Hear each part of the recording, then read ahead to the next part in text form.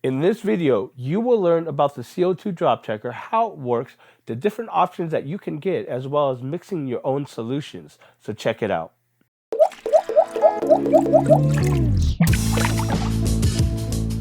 Hi, welcome to another video, and this is an aquarium channel, so if you want to excel your aquarium game, make sure you hit that subscribe button as well as that notification icon so you know when I make new videos as well as do live streams. So like in this previous video I have up here, we talk about measuring CO2. One of the ways to do that is by using a CO2 drop checker. This is a very popular option in gauging how much CO2 is in your tank, and it's actually really pretty cool and really easy and cheap to set up. So why don't we just get to it?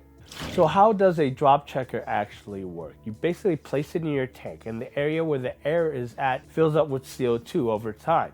That filling up the CO2 triggers the color change in the solution. So it starts from the color blue, which usually means no or low CO2.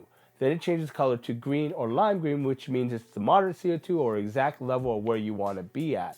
And then it changes to yellow, which means there's high CO2, alert, alert. Make sure you check on your fish. And it's basically that easy. You just eye the drop checker and check on the color, and then you'll know how much CO2 is in your tank. Unfortunately, as I have mentioned in that last video, that's not entirely accurate because it's actually gauging the actual CO2 levels in your tank about an hour or two ago.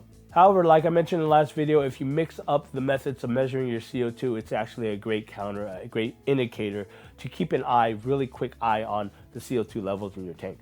Now, buying one, you have several options, and they're fairly cheap as well. You can get one about $8 to $20 on Amazon, depending on the make and model of the actual drop checker itself. So for this video, I'll just go over 4 types of drop checker that I've seen that are currently out there in the market. The first one is your general typical drop checker that you see in probably almost everyone's aquarium, and it's this little bulb thing, and it's like kind of hooked. Now these are on the cheaper end. They work perfectly fine. The only problem I find with them is it's a little hard to get the solution into the drop checker, but you rarely actually need to switch out the solutions, so it's not that bad.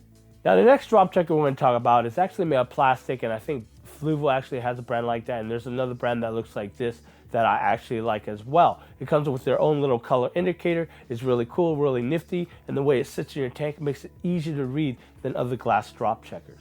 The next one we're going to talk about is actually really cool. It's spherical, and it's really easy to get the solution into this drop checker. The only problem with this is if your drop checker get jostled or get knocked off the side of the glass, or it's put on crooked or angled, the solution might get into your water.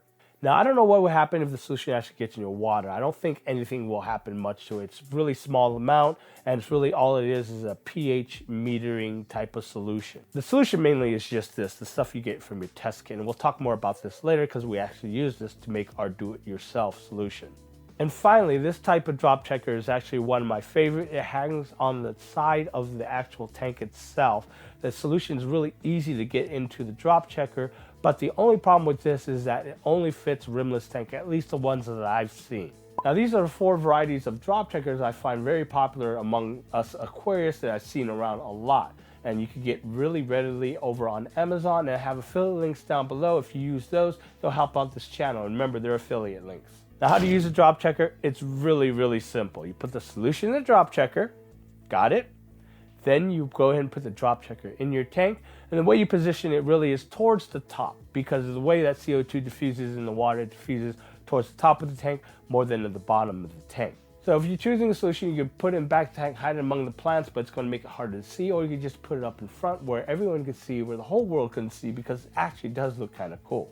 Now we're going to talk about mixing your own solution, but here's an important point to remember. Some solutions that come with the drop checker kits might ask you to put and use tank water or tap water to mix it with their drop solution. Do not do that. What you want to do is mix it with DKH4 solution. This is important because the water you use might have some minerals in your tank or in your tap water that might affect the pH readings and not give you accurate color measurements. But let's talk about making your own solution and how to make your DKH4 water as well.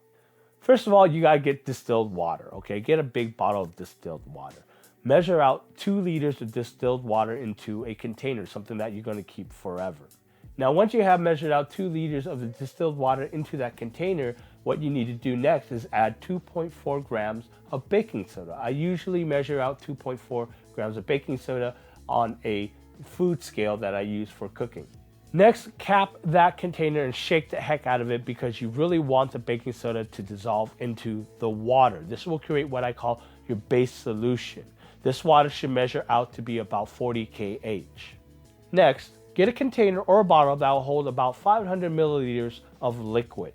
You're going to take 50 milliliters of that base solution, pour it into that bottle, that 500 milliliter bottle. Then you take 450 milliliters of regular distilled water and pour it into that bottle and shake it up. This will create your DKH4 solution. Now you can find out if you mix the solution correctly by doing a KH test on the water. Now here I'm using a KH test kit. All I have to do is just put 5 milliliters water in the test tube and then put drops in it until it changes colors. If it's 4 drops, then I know I have water that is measuring at DKH4. And basically that's it. You have a huge bottle of base solution that will last you for years to come to mix more bottles of 500 milliliters of DKH4 solution. Finally, you take about 2.5 milliliters of your DKH4 solution, put that in a test tube, and then take your pH solution and do about 3 to 5 drops, and then put it into your drop checker. Now you have the option of actually using a couple more drops if you like a darker blue so you can see it better in your tank. And basically, that's how you make your own do-it-yourself CO2 drop checker solution. Again, drop checkers are a great indicator to see how much CO2 is in your tank. Let me know down in the comments below if you use a drop checker or you haven't used a drop checker or you're about to use a drop checker and that's why you're watching this video.